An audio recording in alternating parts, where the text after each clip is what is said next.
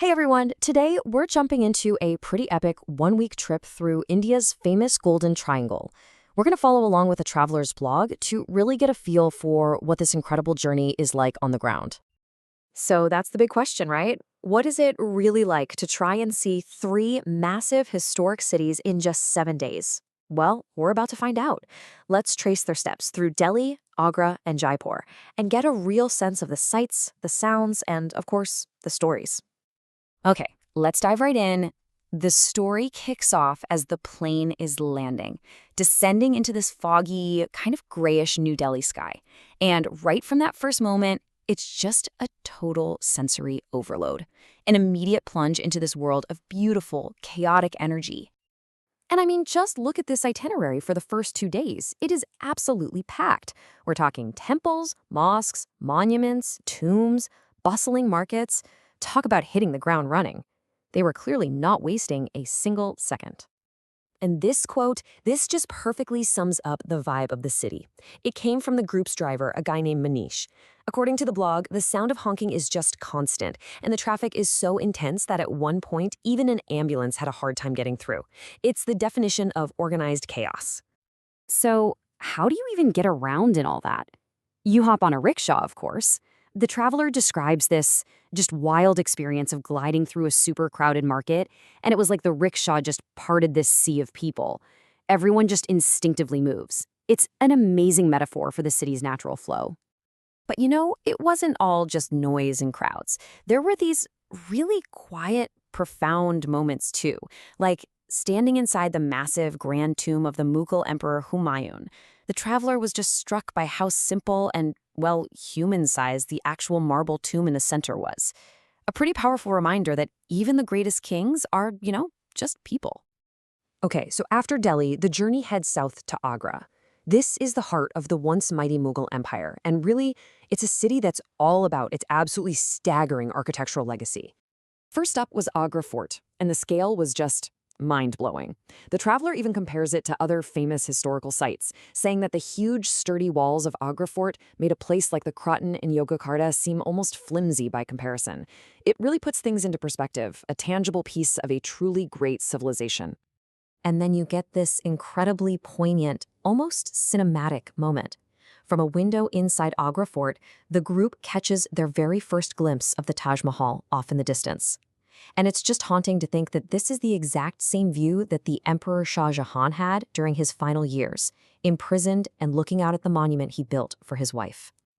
And you really can't appreciate the Taj without knowing its heartbreaking backstory. So Shah Jahan builds this masterpiece for his wife, right? But then he gets overthrown and locked up in the fort by his own son. He spends the rest of his life just looking at it from his window. And the real kicker, that same son who imprisoned him went on to become the most powerful ruler the empire ever had. Talk about a tragic twist. And the experience of seeing it up close, it's just overwhelming. The traveler's friend, Suryanto, I think he said it best. He just asks, now that we have seen the Taj, what else is left for us to admire? And it's so true. When you witness something that feels that perfect, where do you even go from there? After a final stop at Fatehpur Sikri, which was Emperor Akbar's abandoned capital, it was time to leave the Mughal heartland. A whole new chapter of the trip was beginning as they drove into the neighboring state of Rajasthan. And here we go, Act 3, Jaipur, also known as the Pink City. This is the capital of Rajasthan, and it brings a totally different flavor to the trip. The culture here, the architecture, it's all rooted in the history of the Hindu Maharajas. So on the way into Jaipur, they stopped at this architectural wonder called the Chand Bauri Stepwell. The traveler called it a very strange architecture, and you can totally see why. It's this dizzying, almost impossible-looking maze of steps going deep into the ground. Just a bizarre and beautiful sight with flocks of birds circling overhead. And then they finally arrive. It doesn't take long to figure out why they call it the Pink City. As the blog notes, literally every building inside the old city walls is painted this distinct, earthy, reddish-pink color. It creates this absolutely stunning, unified look across the entire city. Jaipur also offered a pretty unique opportunity for an animal encounter at a place called Jungle. Now, the group decided to just feed the elephants, and the traveler described feeling its skin for the first time as rough and hairy. It's just one of those simple little sensory details you never forget. The rest of the time in Jaipur was basically a whirlwind tour of palaces, and each one was so different. You've got the Mahal, which is almost like a giant decorative screen. Then there's the massive Amer Fort up on a hill, the super serene Jama Mahal that looks like it's floating on water, and of course the huge city palace complex, which was the historic heart of it all. After all that constant motion, the tour finally takes a breath.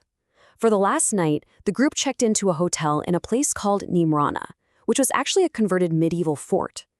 For the first time, they just got to relax, enjoy high tea, and soak in the feeling of literally living inside a piece of history.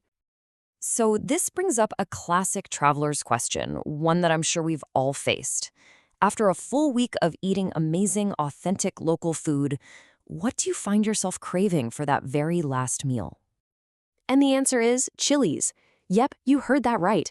After days of some of the best butter chicken and mutton biryani they'd ever had, the group very happily went to an American chain restaurant for a taste of home.